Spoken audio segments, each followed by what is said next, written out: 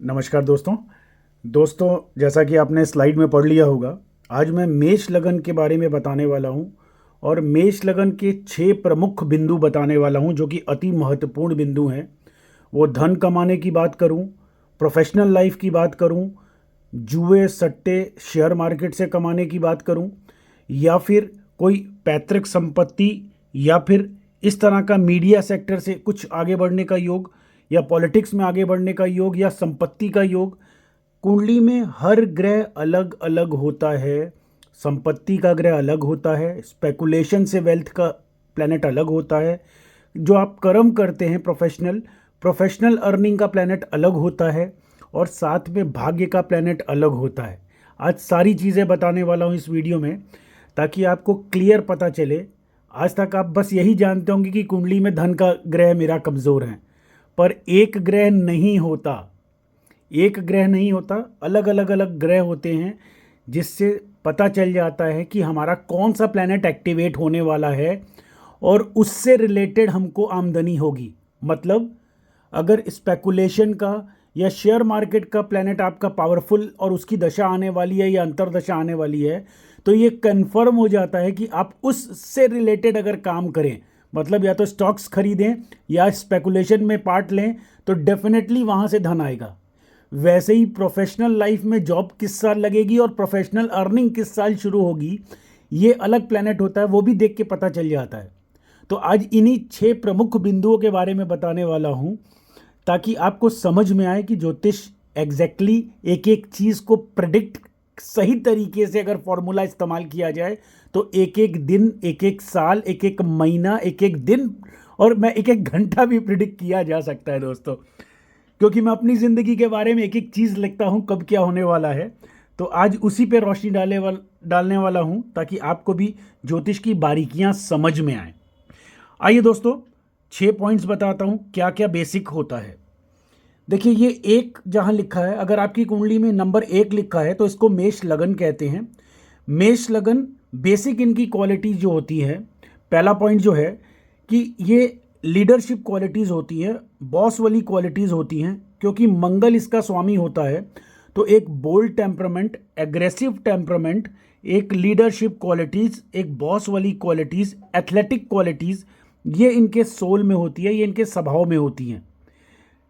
दूसरा point, speculative gains का ग्रह जो होता है वो ये पंचम भाव देखा जाता है। ये नंबर 5 जो है, ये सूर्य इसका स्वामी होता है। कुंडली में सूर्य अगर कहीं पर भी राजयोग बना रहा हो, मतलब शुभ घरों में बैठा हुआ हो, तो ये आपको स्पेकुलेटिव वेल्थ, स्टॉक मार्केट से वेल्थ, और इस तरह के क्रिएटिविटी से, जैसे कोई संगीतकार हो या कोई इस तरह का म्यूजिशियन कोई हो, या किसी कला में आपको पारंगत हो, या डांस कोई आता हो, तो इस तरीके की, मतलब इस तरह की एक्टिविटीज़ जो कि स्पोर्ट्स से रिलेटेड हो, स्टॉक मार्केट से रिलेटेड हो, या फिर स्पेकुलेशन से रिलेटेड हो, वो किसी तरीके का भी स्पेकुलेशन हो, जुआ सट्टा लॉटरी कुछ भी, तो उससे अर्निंग जब देगा, तो ये सूर्य इंपॉर्टेंट होता है कुंडली में स्पेकुलेटिव वेल्थ के लिए।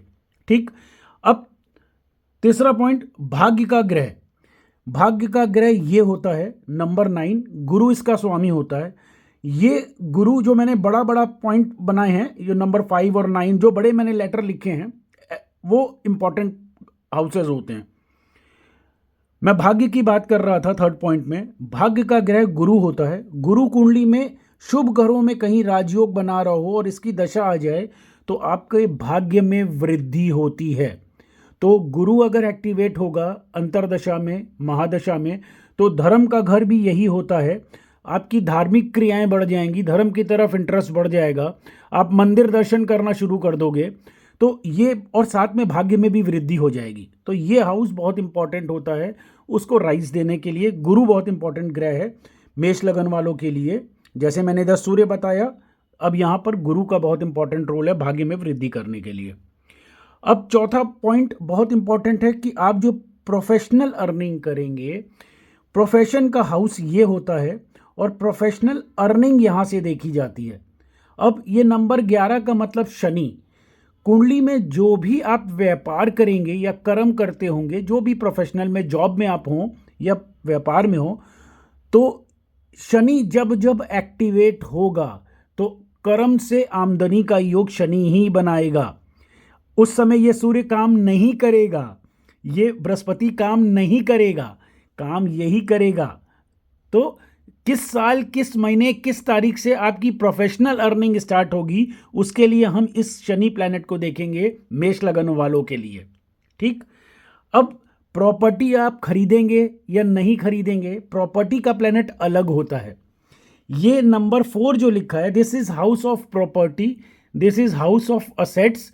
जब चंद्रमा एक्टिवेट होगा मेष लगन वालों के लिए तो कंफर्म अगर ये कुंडली में कोई राजयोग बना रहा है, अच्छे नक्षत्रों में बैठा हुआ है, कुंडली में शुभ घरों में बैठा है, तो जैसे ही चंद्रमा एक्टिवेट होगा, या तो आप घर का रेन्यूएशन कराओगे, पेंटिंग कराओगे, नए सोफे खरीद के लाओगे, पर्दे लगवाओगे, वाहन खरीदोगे, प्रॉपर्टी खरीदोगे, ये सब यहाँ से देखा जाता है जब ये प्लैनेट चंद्रमा एक्टिवेट होगा। वो दशा में, अंतरदशा में, पैतंतर दशा में, उसकी पावर और उसके नक्षत्रों के हिसाब से ये कैलकुलेट किया जाता है। तब एग्जैक्ट पता चल जाता है आप किस तारीख को आप नया वाहन खरीदने वाले हैं। तो ये चंद्रमा बहुत इंपॉर्टेंट होता है। अब 5वां पॉइंट यहाँ पर, ये 6वां पॉइंट जो है बुध ग्रह के बारे में बताऊंगा। ये नंबर 6 जहाँ लिखा है और नंबर 3 इसको मैंने रेड और रेड किया है। इसका मतलब ये है कि कुंडली में बुध नंबर 3 मिथुन का भी मालिक है और नंबर 6 कन्या का भी मालिक है, पर कुंडली में इसकी पावर अगर ज़्यादा होगी तो ये डिस्प्यूट्स में भी ऐड ऑन करेगा, विवादों में भी लेके आएगा। पर अगर इसकी पावर ज़्यादा है, ये एक टेक्निक है, गोल्डन पॉइंट टेक्निक है, वो जब आपकी कुंडली में बनाऊंगा तो आपको बता दूंगा कि कौन सा ग्रह कितना पावरफुल है, तभी एक्यूरेट प्रिडिक्शंस आती हैं, ये नई टेक्निक्स जो हैं। ठीक है, मैं यहाँ बेसिक बता देता हूँ। नंबर 3 अगर है, इसकी ताकत ज़्यादा है। This is the house of telecommunication और कम्युनिकेशन, वोकल कम्युनिकेशन, मीडिया में, अखबारों में छपना। तो ये प्लैनेट अगर कहीं कुंडली में राजयोग बना रहा होगा तो आपकी कुंडली में उस समय जैसे ही ये प्लैनेट एक्टिवेट होगा तो आप अखबारों में छपना शुरू हो जाओगे, टीवी पे आना शुरू हो जाओगे, मतलब प्रिंट मीडिया या इलेक्ट्रॉनिक मीडिया आपको कवर करना शुरू कर देगा। और अगर ये नंबर 6 की पावर ज़्यादा है कुंडली में, गोल्डन पॉइंट्स में, तो आपका जैसे ये प्लैनेट बुध एक्टिवेट होगा तो आपको विवादों में भी डाल देगा, इसलिए मैंने यहाँ रेड किया है। ठीक, अब यहाँ पर इसमें ये गवर्नमेंट का हाउस भी है, सेंट्रल गवर्नमेंट या गवर्नमेंट का हाउस भी है। अब ये कुंडली में यही बारीकी से एनालाइज किया जाता है किन नक्षत्रों में बुध बैठा है, कहाँ पर प्लेसमेंट में है, कौन से राजयोग बना रहा है। तो उससे ये पता चलता है कि आपके विवाद होंगे या गवर्नमेंट से आमदनी आनी शुरू होगी, मतलब आप विधायक, सांसद बनेंगे या फिर किसी विवाद में, डिस्प्यूट्स में कोर्ट कचहरी दौड़ेंगे। तो ये अलग अलग चीज़ें हैं। ठीक है, अब ये बेसिक 6 पॉइंट थे कि जो कि कुंडली में बहुत महत्वपूर्ण होते हैं इस मेष लगन वालों के लिए। अब यहाँ पर नंबर 1 को भी मैंने रेड किया है, मेष को भी, और नंबर 8 को भी मैंने बोल्ड में लिखा है। ये वृश्चिक, इसका मालिक और इसका मालिक, दोनों का मालिक मंगल ही होता है। पर ये जो मंगल अगर यहाँ पर पॉइंट्स में अगर लगन को पावर वीक होगी तो आप उतने डोमिनेटिंग नहीं होंगे, उतनी लीडरशिप क्वालिटीज़ नहीं होंगी। ये अगर पावर में आ गया, this is house of unexpected things. तो ये देखा जाता है कि आपकी soul, because this is your soul, ये सोल कितनी पावरफुल है, जो आत्मा आपके शरीर के अंदर है वो कितनी पावरफुल है, वो यहाँ से पता चलता है। इसकी पॉइंट्स निकाले जाते हैं, कैलकुलेट किए जाते हैं कि सोल पावरफुल है या अनएक्सपेक्टेड थिंग्स का प्लैनेट पावरफुल है। अगर ये पावरफुल है तो क्वालिटी डिक्रीज हो जाएगी। अब बेसिक 2-3 पॉइंट और बताता हूँ जनरल, क्योंकि मेष लगन वाले they are born like a bold leader. तो इनकी कुंडली में मैं एक बहुत बढ़िया टिप दे रहा हूँ आपको जानकारी के लिए। इनकी कुंडली में चंद्रमा और मंगल अगर कुंडली में कहीं पर भी बैठे होंगे तो ये पॉलिटिक्स में जाते हैं, पॉलिटिकल राजयोग इनकी कुंडली में बन जाता है जब चंद्रमा और मंगल साथ में बैठ जाएं और शुभ नक्षत्रों में हो और शुभ जगहों पे हो।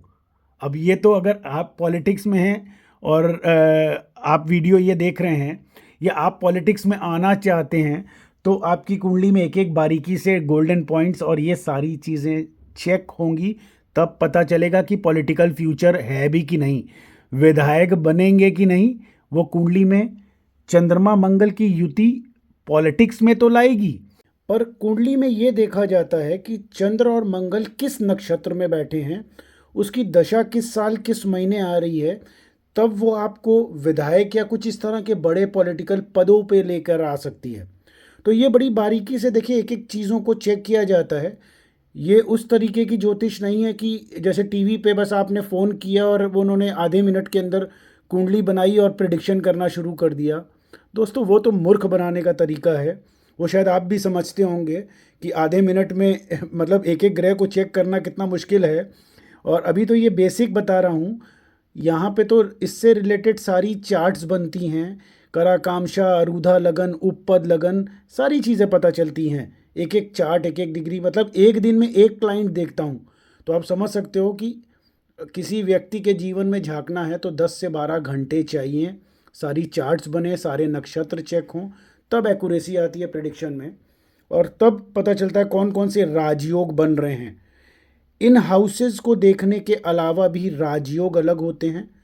अब एक पॉइंट आखिरी बता देता हूँ आपको, बहुत इंपॉर्टेंट। कुंडली में अगर राहु और केतु किसी भी बनते हुए राजयोग को खंडित करते हों तो उसकी इंटेंसिटी, नेगेटिव इंटेंसिटी बढ़ जाती है। मतलब वो शुभ ग्रह भी अब नेगेटिव रिजल्ट देना शुरू कर देता है जब राहु और केतु से टच में आ जाता है। अब राहु कितने नेगेटिव नक्षत्रों में है ये भी देखा जाता है। बहुत बार राहु भी राजयोग देता है, पर उसकी जो टेक्निक है वो अलग है चेक करने की, कि मेष लगन वालों के लिए राहु एकदम राइज दे दे। एग्जाम्पल के तौर पे हमारे राजनाथ सिंह जी जो हैं, ठीक है, उनकी कुंडली में राहु ही उनको इतना आगे बढ़ा रहा है। एक विशेष तरीका है राहु की पावर चेक करने का कि राहु कब आपको राजयोग देता है। राहु आमूमन राजयोग नहीं देता, राजयोग खंडित करता है। पर कुछ ऐसे प्रमुख पॉइंट्स होते हैं जिनको देख करके पता चल जाता है, और जो डिविजनल चार्ट्स होती हैं उससे पता चल जाता है कि ये राहु की दशा पुश करके आगे बढ़ाएगी या डाउनफॉल लेकर के आएगी। ठीक दोस्तों, तो ये बेसिक था मेष लगन वालों के लिए। और आगे मैं, अगर आपका मेष लगन नहीं है और आप किसी और लगन के हैं, तो मैं क्रमशः सारे वीडियोस लोड कर रहा हूँ 1 से लेकर के 12 तक। उसमें से जो भी आपका लग्न हो, आप अपने लग्न के बारे में सारी चीज़ें बेसिक जान सकते हैं कि। ठीक है दोस्तों, आज के लिए इतना ही। फिर मिलते हैं एक नए वीडियो में नई जानकारी के साथ में। तब तक के लिए नमस्कार, जय श्री राम।